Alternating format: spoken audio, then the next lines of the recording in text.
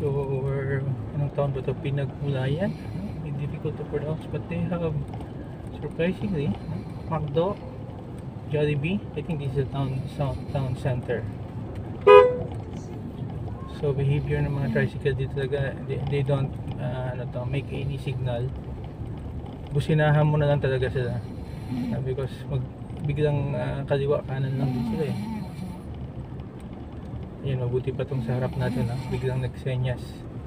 But kanina, leaving Calapan, behavior talaga is hindi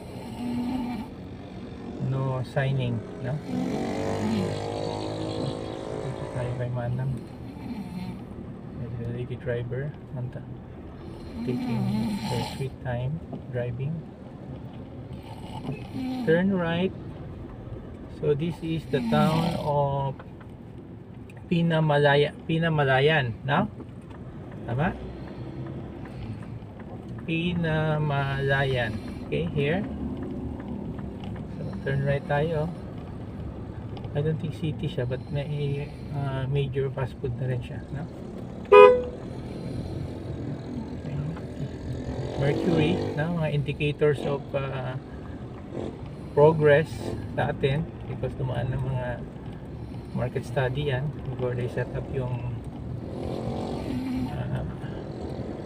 mga stores. So we're still an hour to our target destination of Rojas, in southern part of Oriental Mindoro. Isang oras na lang. We're checking kung if we can still catch up with any of the ferry this afternoon kasi parang malakas ng snore, no? Kanina there's somebody snoring,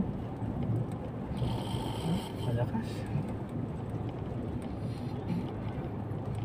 Ano pansin mo rin dito mga candidates, they're overtaken na natin si Bios. Hi Bios,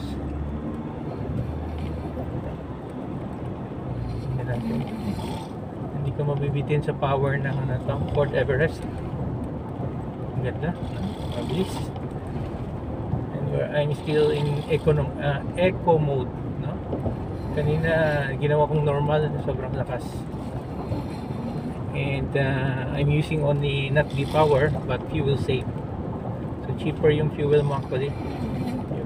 You buy yung newer model ng Fort Everest. Signing off.